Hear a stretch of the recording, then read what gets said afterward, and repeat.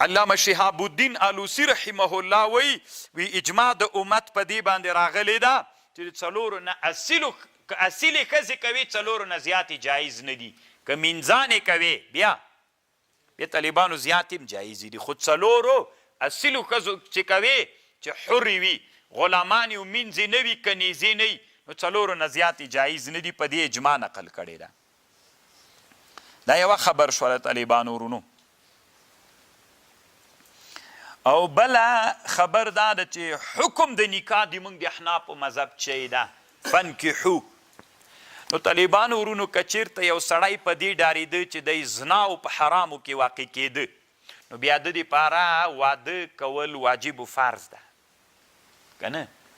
چې په حرامو کې واقع کېده ګناه کې واقع کېده د باندې ده ته بیا واده کول فرض ده او که عادي حالت کې و سړی بیا علماوي واده سنت مؤکده ده کنی ټول علما څو اقسام پکې جوړي مکروه حرام واجب سنت که په دې پوهېدلې چې ظلم رانه کیږي ظالم سړی و چې واده وکړي ظلم درنه کېده بیا طالبانو حرام مرتبې ته رسیږي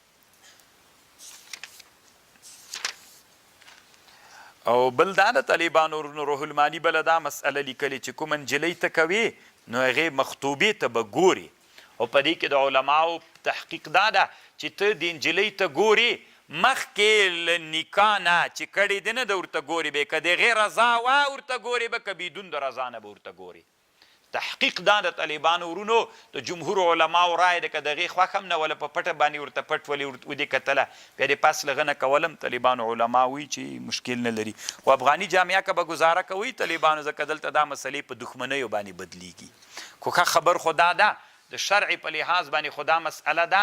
چې واده دې کوو نو باید هلک و نجلۍ خپل منځ کې یو ورې سره وویني یا پس له غنې نکاح وکړي ځکه دا سبب د دوام ګرځېږي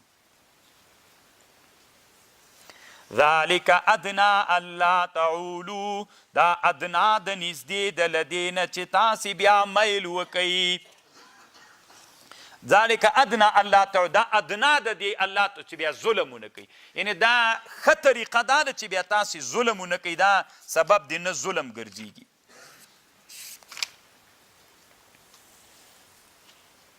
دا یوه ښځه کول طالبانو ګوره دوه درې څلور الله تعدلو که معدل نسو کولی یوه ښځه وکوي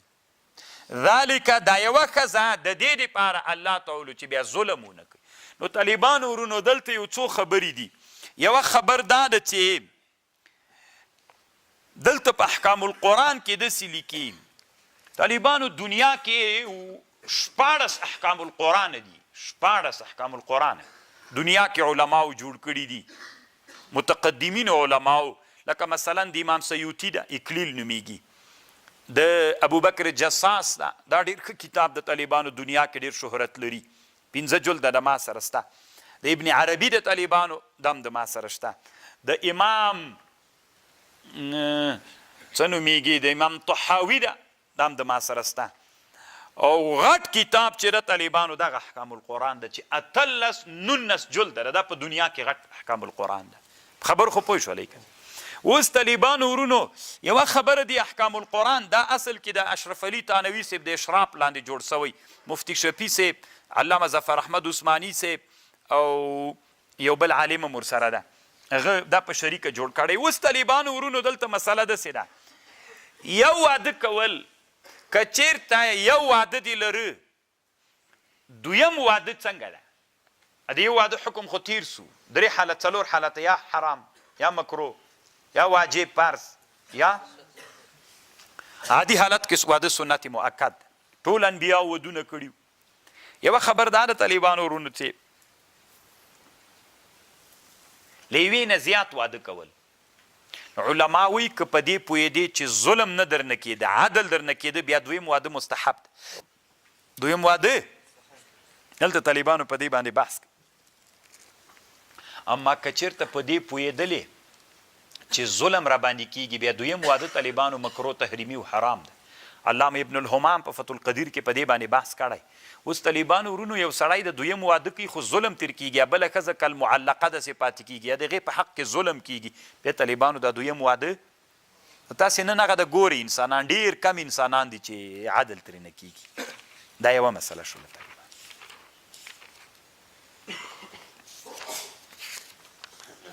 وَأْتُوا النِّسَاءَ صُدَقَاتِهِنَّ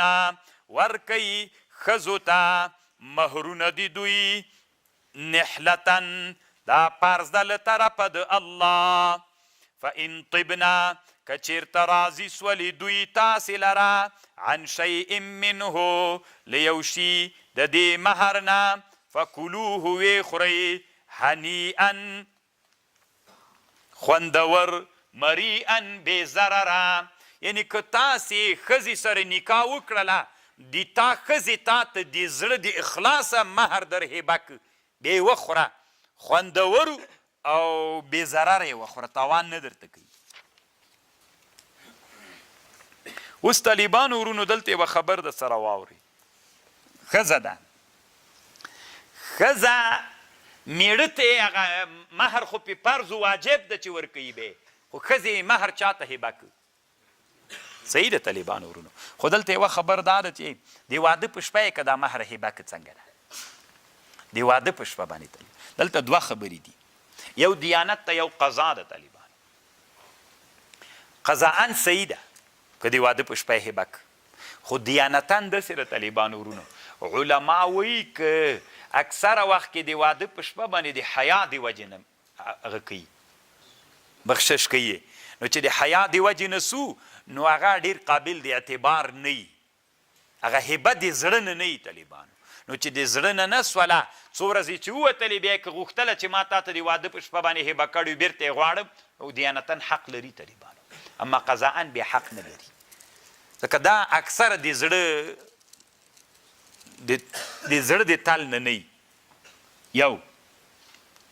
او یوه بله خبرې لیکلې وي خلکو کې مشهوره دا ده چې ښځه باید د واده په شپه باندې یا د غیر د واده په شپه باندې دا خپل مهر ټول چاته وبخي. خلکو کې وایي داسې مشهوره ده چې باید دا مهر ټول چاته وبخل سي. ښځه میړه ته مهر وبخي تیروای نه خوري دا مستحب ده. دوی دا مطلق غلط خبر ده. هیڅ کله طالبانو مستحب نه ده چې ټول مهر بر صرف دومره اندازه قدر تسته ده چې ښځه که مهر ډېر لږ تخفیف دې وکړي نور دې ترنه واخلي. اما دا مستحب نه ده چې وروی بکړي. موږ داسې ټولنه کې طالبانو د مهر مسله هم داسې هماغه د ولور مسلې دي چې پلار واخیستلې نور نجلۍ ته څوک مهر نه ورکوي. او یوه خبر طالبانو ورونو دلته یو ډېره ښه خوندوره خبر دا کړې ده د دې مسلې متعلق باندې. که چا یو چا ته شی هبه که یا یې تبرع که خو چې دا شی من طیب نفس نه وي طالبانو ورونو چې من طیب نفس نه وي نو دا تبرع بیخي صحیح کیږي نه.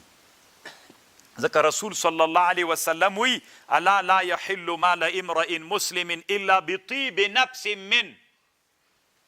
نو لکه ګوره طالبانو ما سره دا تصفیه دلته ایښي دی. یو طالب راغی ما ته یې وی دا ما ته راکړه. صحیح ده طالبانو ما دا تصفیه ورکړلې خو دا من طیب نفس نه دي طالبانو. لکه ما د زړه نه طالبانو دا تصفیه نه دي ورکړي نو سدا من طیب نفس نه سولې طالبانو دا دته شرعاً جایز نه دي. اگر چې هبه مې کړله دا دته جایز نه دي. ډېر کرته طالبانو انسانان داسې عادت لري په مجلس کې چا نه یو شی وغواړي هغه د مجلس د شرم د وجې نه ورکړي. دا من طیب نفس نه سو چې من طیب نفس نه سو دا طالبانو شرعاً جواز نه لري. الله دې وکړي د ما په خبر تاسې پوه شوي پوه شولې که دا بله مسله دا نه تنا په مهر کې په ټول همدغسې شیانو کې یو چا نه کتاب وغواړي یو چا نه بل یو بل هر چی چې چا نه وغواړي هغه من طیب نفس نه وي نو دا طالبانو جایز نه ده. ډېرو انسانانو کې خولۍ دې ما ته راکړه اوس ما څادر اغوستلی ته ما ته دا څادر ما ته راکړه نو دا خو من طیب نفس نه سو طالبانو